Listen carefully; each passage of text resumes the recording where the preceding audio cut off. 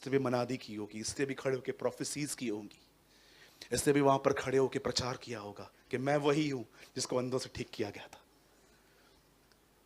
भाई आप क्या बोलना चाहते हैं? वन थिंग, उसे पुकारना बंद न करो। जब सिचुएशंस दबाएं तो और पुकारो। जब अकेलापन तंग करे इसे और पुकारो। जब आप देखो कि परिवार आपके अगेंस्ट में है और पुकारो। जब आप देखो कि चीजें बदतर होती जा रही हैं और पुकारो। ट्रस्ट मी, परमेश्वर को किसी भी टेबल को अपसाइड डाउन करने में सेकंड्स नहीं लगते। किसी भी चीज को बदलने के लिए उसे समय नहीं लगता। ये हमारे एक अलग मेथड आ गए हैं। हमें लगता है आज से दुआएं करना चालू करेंगे तो 6-8 महीने के बाद होगा। सरकारी काम नहीं है, ऊपर की गवर्नमेंट बहुत स्ट्रांग है। ट्रस्ट मी, ये इंडिया में चलता है, यहां पर सरकारी काम 6 महीना थाम, उधर नहीं चलता। उधर देखा जाता है कि बस दुआएं किस हृदय से की जाती हैं। जब वो देखी जाती हैं कि इसके मन में किसी के लिए कोई गर्श नहीं है, कोई अक्षमा करने की भावना नहीं है, वहां पर ठप्पा लग जाता है, इसका काम कर दो। हाँ, लेकिन दिखता है कि बहुत लोगों को क्षमा नहीं किया है तो फाइल पेंडिंग पड़ी रहती है, फाड़ते नहीं है स्वर्गदूत, उसको रखते हैं। वो उसको कहते हैं ठीक है कोई प्रॉब्लम नहीं है, रख, इसको कुछ चीजें सेट करने दे, फिर इसकी फाइल उठा के देखेंगे कि अब इसका काम करें कि नहीं। जब वो देखता है ना बहुतों को माफ नहीं किया है तो फाड़ता नहीं है, क्योंकि परमेश्वर बड़ा दयालु है। फिर वो रख देता है साइड में कि जितना इसको लेट देखूंगा ना उतना भला है इसका फिर इसमें। ठीक है, बोलो यीशु मसीह की। कितने लोग बिलीव करते हैं कि आज से हम खुदा को और पुकारेंगे? एक दिन मैं हीलिंग एवेंजलिस्ट को सुन रहा था, एक ऐसा प्रचारक जो प्रचार करने के बाद अपने कलीसिया के अंदर बीमारों को आगे बुलाता था और उनके लिए दुआएं करता था और इंस्टेंट हीलिंग होती थी। एक दिन उनसे इंटरव्यू में पूछा गया ये कैसे होता है? कभी कभी लोग वर्शिप में ठीक होते हैं, कभी कभी लोग प्रीचिंग में ठीक होते हैं, कभी कभी लास्ट अल्टर कॉल पे हील होते हैं, ये कैसा है? तब उसने अपना मुंह खोला। आखिर अधिकतर लोग तो यही कहते हैं, मैं बहुत दुआएं करके आता हूं इसीलिए, मैं फास्टिंग में आता हूं इसीलिए। जानते हो उसने क्या कहा? उसने कहा एक दिन मैंने अपनी आत्मा में देखा कि हम सब मिलके उसकी आराधना कर रहे थे। कोई कह रहा था यीशु महान है, कोई कह रहा था यीशु अनुग्रहकारी है, कोई कह रहा था यीशु दयालु है, कोई उसका नाम ले रहा था, कोई इसकी स्तुति कर रहा था, कोई गीत गा रहा था। और मैं अपनी आत्मा में देख रहा था जैसे जैसे शब्द निकल रहे थे हमारे चर्च के ऊपर एक बादल बन रहा था। और लास्ट में जब मैंने कहा यीशु के नाम में सब ठीक हो, वो बादल उनके ऊपर गिरा और वो ठीक हो गए। ये इंटरव्यू मैंने देखा, मैंने कहा प्रभु ऐसा भी होता है? प्रभु ने कहा ऐसा ही होता है। अब आप देखिए हम सब यहां पर बैठे थे और मैं आज देख रहा था आज की आराधना में सब खुदा से जुड़े हुए थे। क्या कहती है बाइबल? पौलुस और सिलास गा रहे थे, सुनने वाले आजाद हो गए। आप जानते, जब आप प्रभु की आराधना करते हो, जब आप उसकी स्तुति करते हो, आप बिलीव करोगे कई बार आपके साथ में जो खड़ा है उसका फायदा हो जाता है। क्योंकि वो बादल क्या कहती है, जब यीशु मुर्दों से जी उठा तब वो उठा और जैसे वो आसमान में पहुंचा, लिखा है एक बादल ने उसे छुपा लिया। इजराइलियों के आगे बादल चलता था।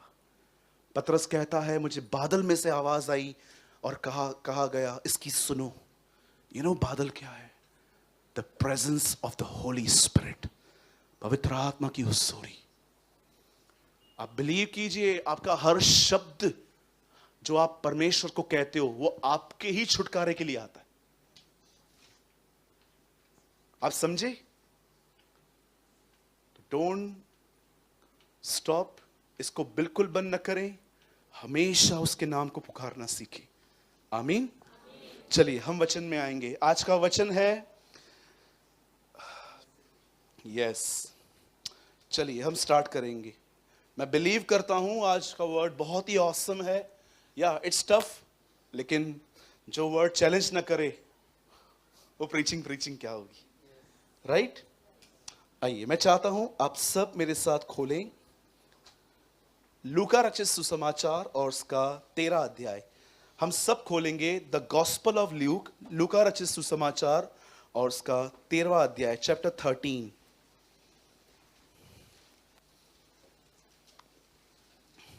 मैं उम्मीद करता हूं सारे बच्चे, अब कोई भी डिस्टर्ब नहीं करेगा। आपको जैसे बैठना है आप बैठ सकते हो, लेकिन बस साइलेंट रहो। ये हमने आपके लिए ही बनाया है। 13। ओके, सबने खोल दिया? चलिए आइए हम एक काम करेंगे। सबसे पहले यहां देखिए, और अब अपने राइट, अपने बाजू वाले को देखिए। वो उधर देख रहा है आप इसको देख रहे हो। ओके, दो लोगों को विश कीजिए कि आज कुछ प्रभु महान करने वाले हैं। दो लोगों को विश करिए, दो लोगों को।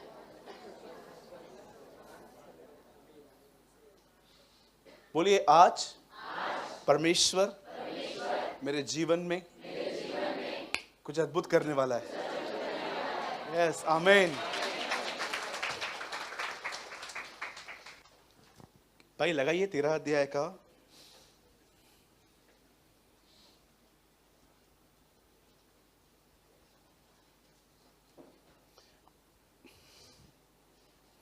18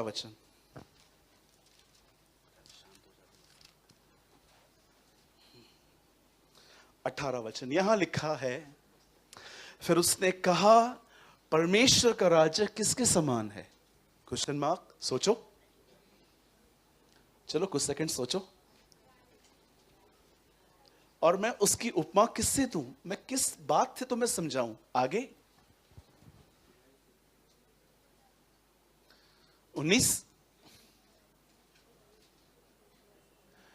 वह राई के दाने के समान है जिस किसी मनुष्य ने लेकर अपनी बारी में बोया, और वह बढ़कर पेड़ हो गया, और आकाश के पक्षियों ने उसकी डालियों पर बसेरा किया। आइए अब मैं इस वर्ड को एक्सप्लेन करना चाहता हूं। सबसे पहले, आप में से कितने लोग ये बात जानते हैं?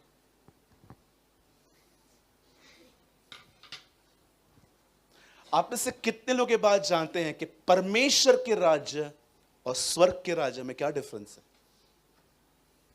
What is the difference between kingdom of God and the kingdom of heaven? सब यही है? Okay, thank you. मैं उम्मीद करता हूं कि आप 45 मिनट्स या 40 मिनट्स मुझे झेलेंगे। Okay, thank you. अगर यस भी बोल दिया तो चलेगा। यहां पर लिखा गया है, मैं परमेश्वर के राज्य की उपमा किससे दूं? सब यहां देखिए, याद रखिए, परमेश्वर का राज्य अर्थ पे है, स्वर्ग का राज्य अर्थ पे नहीं है, वो वहां है। एक आदमी इस पृथ्वी पर रहकर स्वर्ग के राज्य में नहीं आता, वो परमेश्वर के राज्य में आता है। और परमेश्वर के राज्य में आने वाला व्यक्ति ही स्वर्ग के राज्य में जा सकता है। जब बाइबल बताती है परमेश्वर का राज्य, बोलिए राज्य। आप में से कितने लोग ये बात जानते हैं मनुष्य क्यों बना? Why God create man and woman? उसका एक कारण था कि परमेश्वर हम में राज्य करना चाहता था, लेकिन यह पॉसिबल नहीं हो पाया। आदम ने उसे निकाल दिया, डिसोबीडेंट करके, उसका आज्ञा न मान के उसे निकाल दिया गया। आप जानते हो मनुष्य परमेश्वर का घर है। आप में से कितने लोगों ने, यहीं पर रुकिए ब्रदर, एक वर्ड लगाइए जल्दी से। मैं आपको बताना चाहता हूं, कोई बाइबल मत खोलिए, मैं चाहता हूं आप इसी वर्ड पे स्टिक रहिए। Brother, the gospel of John, यूहन्ना 1 अध्याय खोलिए फास्ट, और यहां पर लगाइए 1 का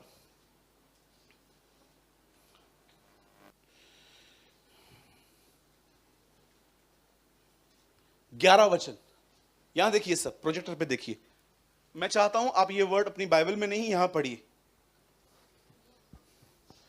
वह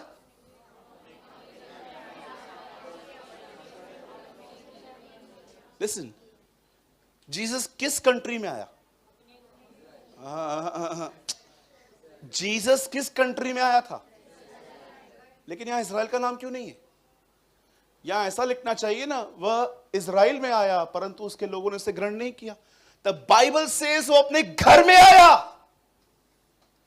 मनुष्य उसका घर है, वह अपने घर आया। उसका घर कौन है? हम। लेकिन उसके अपनों ने उसे स्वीकार नहीं किया। इसीलिए प्रकाशित वाक्य 7 कलीसियाओं को जो बताता है, आखिरी कलीसिया को जानते हो प्रभु क्या कहता है? मैं हृदय के द्वार पे खटखटा रहा हूं। अंतिम संदेश था उसका, उस कलीसिया को, जिसमें वो बता रहा है कि मैं फिर से आना चाहता हूं तुम्हारे अंदर। लेकिन मनुष्यों ने उसे अस्वीकार किया। आप जानते हो परमेश्वर का राज्य इन दिनों में मनुष्य में आना चाहिए। इसका मतलब जानते क्या है? किंगडम। किंगडम आज ये वर्ड यूज नहीं होता। आज हम न्यू वर्ड सुनते हैं, गवर्नमेंट। उन दिनों में गवर्नमेंट नहीं होती थी, सरकारें नहीं होती थी। हर कंट्री में राजा होता था अपना। जैसे आज भी आप देखिए कुछ कंट्रीज में किंग्स हैं। किंगडम, उसका राज्य आए, इट मींस जैसे राजा कुछ कहता है सबको फॉलो करना पड़ता है। उसका राज्य आने का मतलब वो हमारे अंदर रहे और हमारे अंदर उसकी चले। इसे कहते हैं परमेश्वर का राज्य। जब कभी तुम प्रार्थना करो तो कहो, ऐ हमारे पिता, तेरा राज्य आए, ताई किंगडम कम। और यीशु समझा रहा है यहां पर, वापस आइए थीम वर्ड में आइए भाई। परमेश्वर का राज्य यह है। तो स्वर्ग का राज्य क्या है? स्वर्ग का राज्य मतलब मरने के बाद। आपने देखा यीशु ने 10 कुंवारियों के बारे में परमेश्वर का राज्य नहीं कहा। स्वर्ग का राज्य उन 10 कुंवारियों के समान है, मरने के बाद वाला जीवन। वहां पर he never use the kingdom of God, he use the kingdom of haven. स्वर्ग का राज्य उन दिनों में लोग मरने के बाद जब वहां जाएंगे उसे कहते हैं स्वर्ग का राज्य। कितने लोग को समझ में आ रहा है? डिफिकल्ट है थोड़ा? मैं ठीक से एक्सप्लेन कर पा रहा हूं?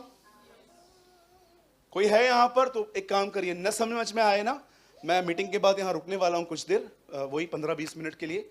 आप पूछ सकते हैं अगर आपको न समझ में आए तो। अब यीशु यहां कह रहा है वह राई के दाने के समान है। आइए मेरी बहनों, यीशु किचन में घुस गए। ये सारी चीजें किचन में पड़ी रहती है ना। कितना प्यार करता है वो बहनों से, है ना? वो एक अच्छा पिता है। आमीन। वह राई के एक दाने के समान है, जिस किसी मनुष्य ने लेकर अपनी बारी में बोया और वो बढ़कर। अब ध्यान दीजिए, मैं ये बिलीव करता हूं फेथ ऐसा ही होता है। किसी ने आपको बताया होगा, सिस्टर क्या आप इस बात को जानते हैं ब्रदर कि हम एक गुनहगार हैं? ओके, फिर? और आपको पता है हमें मुक्ति की जरूरत है, हमें मोक्ष, हमें नजात, हमें उद्धार की जरूरत है। यस, आप जानते हो हर जगह पे ऐसा कहा जाता है जो तुम करोगे वो तुम भरोगे। पर मैं आपको बताऊं जीसस ऐसे नहीं है। अच्छा, जीसस में क्या है? बाइबल बताती है हमने जो गुनाह किए थे उसने उसका भुगतान किया, और यदि हम उस पर विश्वास करें तो हम बचाए जाएंगे। और ये सुसमाचार सुन के हो सकता है आप किसी कलीसिया में गए और अचानक आपने खुदा के लिए कुछ सुना, यीशु के लिए कुछ सुना, और जैसे आप यहां पर आए आप में एक उम्मीद जागी, आप में एक विश्वास उठा। और आप जानते हैं स्टार्टिंग के डेज में हम सब फेथ में चलते हैं। इवन मैंने देखा है जब अधिक ज्ञान आता है ना तो फेथ ढीला हो जाता है। पहले के दिनों में आपने देखा था आप में फेथ कैसा था? कैंसर वाला सामने आ जाए आप उसको बोलते थे जा ठीक हो जाएगा तू। वो सोचता था कभी कभी कि ये पागल है, ये ऐसे कैसे ठीक हो जाऊंगा, लेकिन आप बोलते थे। लेकिन इन दिनों में जब आप कैंसर के लिए प्रेयर करते हो तो आपके मन में ख्याल आते हैं मेरा खुद का प्रेयर लाइफ ही डाउन है, मैं इसके लिए क्या प्रेयर करूं। आपने देखा जहां ज्यादा विजडम, ज्यादा ज्ञान है वहां पर विश्वास कम काम करता है। राइट? कितने लोग ये बात जानते हैं जब हम पहले के दिनों में हम प्रभु में आते हैं तो हम किस चीज में चलते हैं? फेथ में। और इसमें आपको सदैव चलते रहना है। सुनिए, एक फेथ है। फेथ कैसा होना चाहिए? आपका विश्वास कैसा होना चाहिए? फेथ में भी डिफरेंट चीजें आ गई हैं आजकल जहां तक मैं जानता हूं। चलिए, आप में से कितने लोग ये बात जानते हैं जीसस ने इस अर्थ पे ह्यूमन की किस चीज को बहुत प्रेस किया था? कौन सी वो चीजें थी जिनको देखकर यीशु पब्लिकली उनकी बड़ाई करते थे? यार औसम है ये आदमी। विश्वास के बारे में एक आदमी यीशु को कहता है मेरे घर आ, और जब यीशु उसके घर में आता है बाहर आके खड़ा होकर बोलता है मत आ। क्यों? मैं योग्य नहीं हूं, मैं जानता हूं मैं कितना मैं करप्ट हूं। आप एक काम करिए, आप यहां से कह दीजिए, मैं घर जाऊंगा ना, मैं देखूंगा वो ठीक हो जाएगा। जब यीशु ने इस आदमी के बारे में सुना, इसकी बातों के बारे में, यीशु उन लोगों को जो उसके पीछे आ रहे थे खड़े होकर कहता है, सच कहता हूं मैंने इसके जैसा विश्वास तुम में भी नहीं देखा है। 100%। मैंने इस आदमी के अंदर भी विश्वास जो था, जो है, जो मैं तुमने भी नहीं देख पाता हूं। और यीशु उसके बाद कहता है, जा तेरा सेवक चंगा हो गया, जा। और बाइबल बताती है वो ठीक हो गया। अब मैं क्या समझाना चाहता हूं, वो ये है, आपका जो ईमान है किस पर है आजकल। एक बहन ने मेरे सामने एक बच्चे को लेकर आई और मैंने उसको कहा कि क्या हुआ, तो उन्होंने बोला इसको कम सुनाई देता है, उसको इतनी बड़ी मशीन लगी हुई थी यहीं पर। तो मैंने उनको कहा कि मैं एक चीज़ जानता हूं बहन, अगर आप कंटिन्यू यहाँ पर आएंगे ना परमेश्वर के वचन को सुनने के लिए, आप ठीक हो जाएंगे। नेक्स्ट वीक फिर से आई वो उसी बच्चे को लेकर। तो मैंने उसको कहा अब कैसा है, तो उन्होंने बोला अभी भी ऐसा ही है। मैंने मशीन निकाली थी उस दिन और मैंने दूर से पुकारा, नहीं सुन रहा था। ओके, फिर तीसरा हफ्ता जब वो आई तो वो बड़ी फ्रस्ट्रेट थी और उन्होंने आके मुझे कहा, ब्रदर आपके ऊपर भी कोई है क्या?